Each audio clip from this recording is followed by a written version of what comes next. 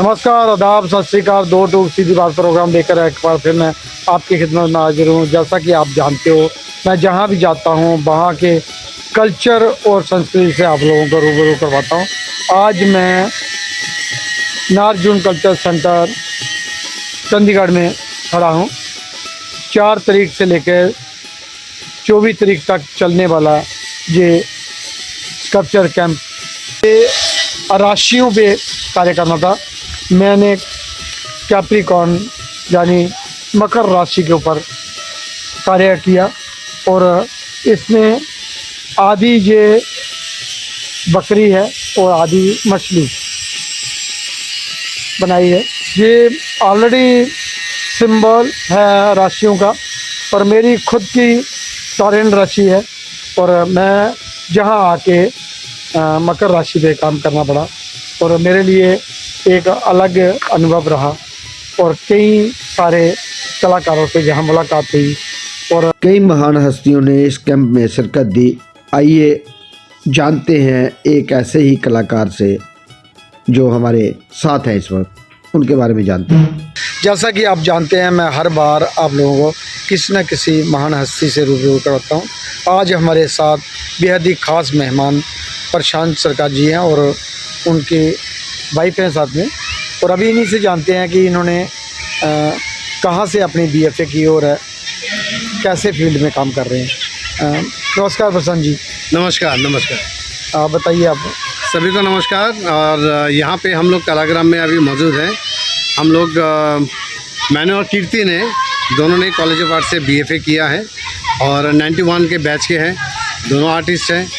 कीर्ति painting करती है, साथ में गाना गाती है, और मैं पेंटिंग भी करता हूँ, स्कल्पचर भी करता हूँ। और फ़िलहाल यहाँ पे कलाग्राम में आया हूँ। यहाँ पे जो नॉर्थ जोन कल्चरल सेंटर के थ्रू जो एक स्कल्पचर का कैंप चल रहा है वो देखने आए थे। कैसा लगा आपको? बहुत बढ़िया और बहुत टफ काम कर रहे हैं। बहुत टफ, बहुत ये डिफरेंट और स्टोन बड़ा स्टोन है, हाँ। का है और ये टाइम भी थीम बेस्ड काम है और थोड़ा ज़ोडिएक साइन के ऊपर काम कर रहे हैं सारे जो स्कल्पटर्स हैं यहाँ पे। और देवीदास जी का भी मैंने स्कल्पचर देखा, बहुत बढ़िया काम हो रहा है, उभर के आ रहा है। ये सब जो देश भर के अलग अलग हिस्सों से लोग आए हैं। तो प्रशांत जी, आप जो चंडीगढ़ आए थे, हाँ जी, किस सिलसिले में आए थे? और एक एक्चुअली यहाँ पे ग्रुप शो हो रहा है, national group show museum art gallery में। यूनिक क्या नाम है? हाँ, unique society of artist Panchkula. तो इसके द्वारा एक उनका 25th ईयर्स सेलिब्रेशन हो रहा है, सिल्वर जुबली, उसमें पार्टिसिपेट करने आए हैं। तो यहाँ पे पेंटिंग देने आए था, तो इसी बहाने आपसे मुलाकात हुई और यहाँ पे कलाग्राम में आए और देख के बहुत मज़ा आया सारे स्कल्पचर्स। और कब से आप कलाग्राम में आते हैं Nagarjun culture centre? North culture अभी पहले भी आप एक हाँ जी नॉर्थ जोन कल्चर सेंटर में मैं कई बार कैंप अटेंड कर चुका हूँ यहाँ पे, और बहुत मज़ा आया। और अलग अलग स्टेट से लोग आते हैं, आर्टिस्ट आते हैं, उनके साथ दोस्ती होती है, उनका टेक्निक समझ में आता है, मज़ा आता है काम करके सबके साथ मिलकर नॉर्थ जोन में। और मैम, आप बताइए अपना पूरा नाम और आपको कैसा लगा? और मैं कीर्ति सरकार, मैं भी कॉलेज ऑफ आर्ट से हूँ, जैसे प्रशांत ने बताया। और आज हम लोग यहाँ पे आए थे और बहुत ही अच्छे स्कल्पचर्स बन रहे हैं और हर एक आर्टिस्ट की मेहनत दिख रही है और बहुत बड़े स्टोन्स हैं जिसको वो लोग इतने अच्छे से मैनिपुलेट करके और जो सन साइंस हैं उनके ऊपर काम कर रहे हैं। तो बहुत ही सुंदर काम हो रहा है सबका। और हम दोनों का एक ग्रुप शो है जिसके लिए हम लोग पेंटिंग्स भी यहाँ पे देने आए हैं। 21 से 24 तक है म्यूजियम आर्ट गैलरी में। तो ये क्या स्पॉन्सर किसने किया है? जो स्पॉन्सर है जहाँ आपका अपना नहीं, ये ग्रुप शो है, यूनिक आर्ट सोसाइटी वाले ऑर्गेनाइज कर रहे हैं। राजेश शिवाच हैं जो कोऑर्डिनेटर हैं, और इसमें बहुत सारे कलाकार आ रहे हैं। दोस्तों, जहाँ देश के अलग अलग हिस्सों से आए कलाकारों ने भाग लिया, जम्मू कश्मीर का हो, चाहे लद्दाख का हो, या श्रीनगर का हो, या कर्नाटक के हों, या केरल के हों, बिहार से, पंजाब से और अन्य स्टेटों से कई सारे कलाकारों ने यहाँ भाग लिया। महाराष्ट्र से हों, सभी कलाकारों ने बराबर अपनी बहुत मुस्तैदी से अपना कार्य किया और इस कार्य की कुछ गलतियां मैं आप लोगों को दिखा रहा हूँ।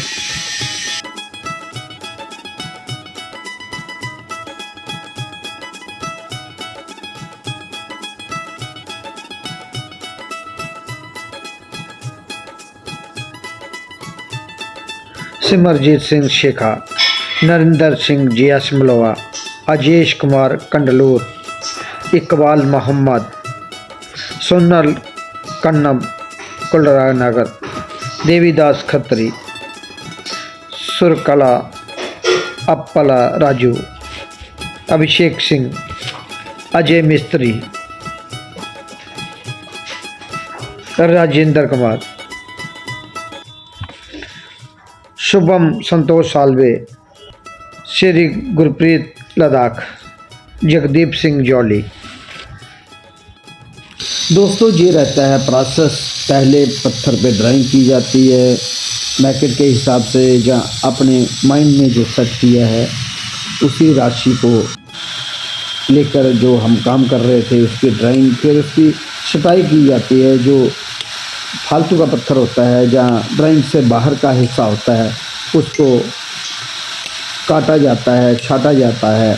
फिर उसके बाद उसमें अगला प्रोसेस कटिंग का होता है, जो ग्राइंडर की मदद से, कुछ ड्रिल की मदद से, कुछ चीजल की मदद से किया जाता है। फिर आखिरकार उसमें आस्ता आस्ता शेप दी जाती है। ये बहुत ही लंबा प्रोसेस रहता है। थोड़ा कटिंग के हिसाब से या अन्य तरीक़ों से हर आदमी अपने हिसाब से कार्य करता है और अपनी तकनीक जहाँ यूज़ करता है। अलग अलग तरीक़ों से आजकल मशीनी युग है तो मशीन से ज़्यादा कार्य किया जाता है, खासकर कैंप में, क्योंकि लाइनें लगा के इसको फिर चीजल की मदद से तोड़ा जाता है। चीजल और तोड़े से इसको तोड़ा जाता है, आस्ता आस्ता करके इसको उस शेप में लाया जाता है जिस शेप में आपको काम करना है, जहाँ जिस तरीके से आपको बनाना है। अलग अलग लोग अलग अलग तरीक़ों से, और फिर कार्बर की मदद ली जाती है इन सभी कैंपों में।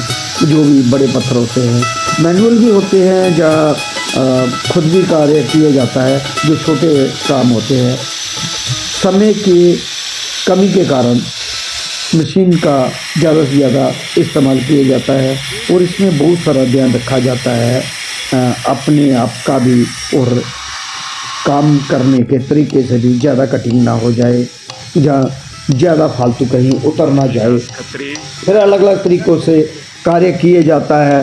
फिर इसकी पलटी मारी जाती है, आगे पीछे सब तरफ देखा जाता है, थोड़ा दूर से थोड़ा पास से।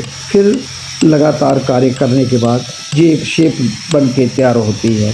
फिर उसके बाद आगे का प्रोसेस रहता है मिठाई का, सिलाई का या अन्य जो भी आपको कार्य करना हो।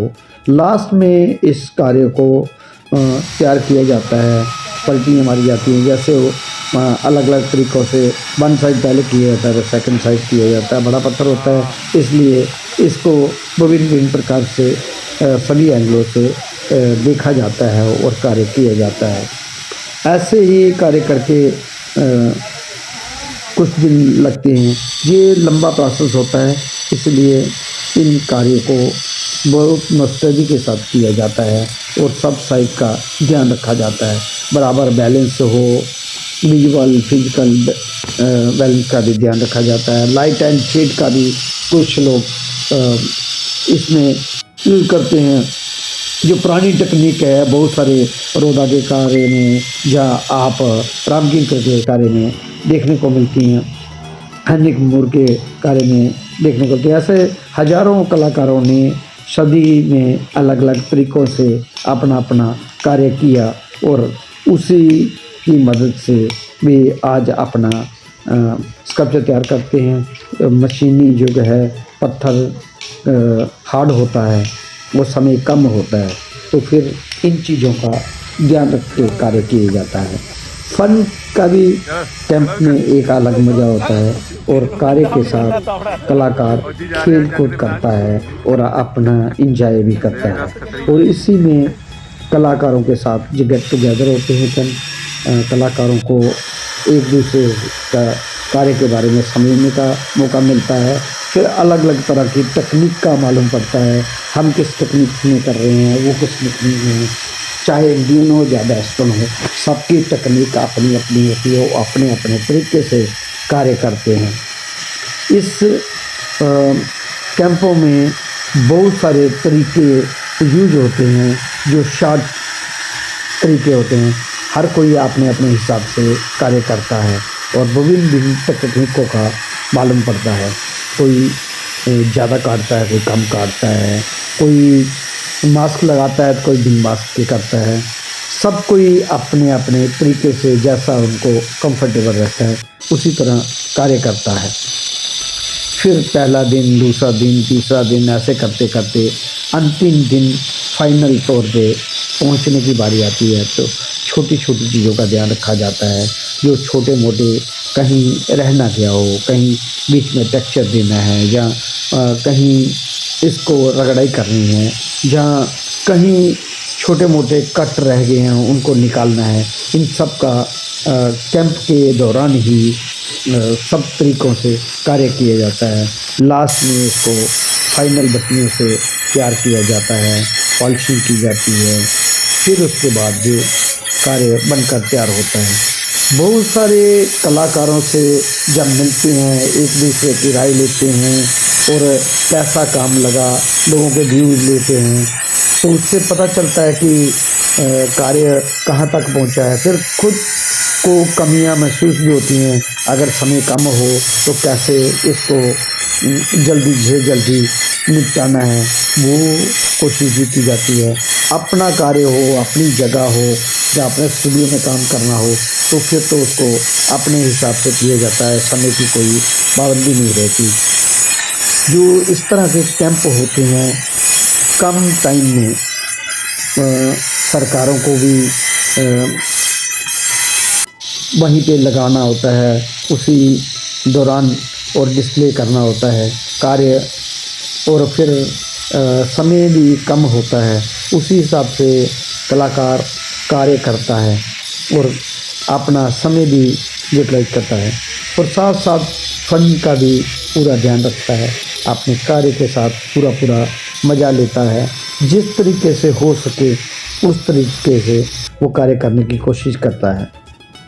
विभिन्न विभिन्न कलाकारों ने अपने अपने हिसाब से कार्य किया और लास्ट में तैयार होने के बाद इसको फाइनल वैक्स पोल का टच दिया था। कोई बस ऑयल लगाता है, कोई वैक्स पोल लगाता है, अपने अपने तरीक़ों से लोग कार्य करते हैं, कैसे पॉलिश में अच्छा लगना है चाहिए।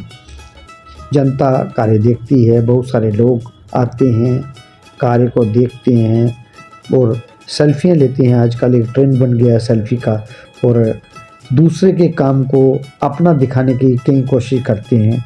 ऐसे भी कलाकार आते हैं जो दूसरे के कार जो फ़ोटो अपना खिंचवा के अपने फेसबुक में चिपकाते हैं। ऐसा कार्य नहीं करना चाहिए। कलाकार को मेहनत होती है, कलाकार को ही शेयर देना चाहिए। जी मेरा मानना है, जी मशवरा है, बाकी आप जैसा अच्छा समझें वैसा करें। कार्य पूरा होने के बाद इसको मेला ग्राउंड में ले जाया गया, वहीं पे डिस्प्ले किया गया। फिर समय आ गया था लास्ट डे का, उसको डिस्प्ले करके फिर हम आगे का प्रोसेस अपना शुरू कर दिया और वहाँ पर डिस्प्ले फाइनल करके, ये था फाइनल डिस्प्ले। अब समय आ गया था मेले का और मेले की रिहर्सल भी चल रही थी, साथ साथ हम काम भी कर रहे थे और फाइनल डिस्प्ले भी मेले का आप देख सकते हैं। इसमें सारी डिस्प्ले सभी काम 12 राशियों की 12 राशियाँ इसमें डिस्प्ले हुई और आप अलग अलग कलाकारों के अलग अलग काम देख सकते हैं और कुछ मेले की झलकियाँ भी देख सकते हैं। और मेले में हुए डिस्प्ले ये कार्य लोगों के आकर्षण का एक केंद्र बने हुए थे। लोग अपने अपने राशियों के साथ अपनी अपनी सेल्फी खींच रहे थे और अपने भविष्य में उसे जोड़ने का प्रयास कर रहे थे। कई कार्य तो ऐसे थे जिनमें ज़्यादा से ज़्यादा भीड़ उमड़ रही थी। कुछ राशियों के जो लोगों के साथ नाम के साथ जुड़ती थी, उनमें वो अपनी अपनी सेल्फियाँ खिंचाते हुए नज़र आ रहे हैं। एक्चुअली मकसद भी यही था थीम बेस कैंप का कि लोग अपनी राशियों के साथ इस भव्य मेले में अपने कार्य के साथ सेल्फी लेके अपना अपना भविष्य का आगे का केंद्र बिंदु देखकर उसे अपने फेसबुक या इंस्टाग्राम या व्हाट्सएप में लगाएं और अपने अपने परिवार में उसको दिखाएं, अपने दोस्तों के साथ शेयर करें या अन्य मित्रों के साथ जिनकी राशि के साथ ये सिंबल जाते थे। ये था फाइनल डिस्प्ले मेले का, जहां मेला ग्राउंड में ये कार्य लगाए। दोस्तों, अगर कभी भी चंडीगढ़ में आए तो जहां शिल्पग्राम मणिमाजरा में ज़रूर आएँ, जहां हज़ारों की तादाद में मूर्ति शिल्प लगे हुए हैं जो आपको बहुत ही पसंद आएंगे। देश भर के अलग अलग हिस्सों से आए कलाकारों ने अपने अपने मूर्ति शिल्प बनाकर यहाँ नारजुल कल्चर सेंटर पटियाला की रौनक बढ़ाई है। आप भी आएँ और अपने परिवार को मिलाएं। तो ये थे हमारे साथ प्रशांत जी सरकार जी, और इनका शो है यहीं पे चंडीगढ़ में म्यूज़ियम आर्ट गैलरी में। और यदि आप चंडीगढ़ आने का विचार कर रहे हैं तो शो देखने भी ज़रूर आइए। और हमारे NZCC का स्कल्पचर डिस्प्ले है, उसको भी देख सकते हैं। धन्यवाद दोस्तों, अगली बार मैं फिर मिलूंगा किसी नई कड़ी में नए कलाकारों के साथ। तब तक देवीदास कपरी को दे जाए। जय हिंद, जय भारत।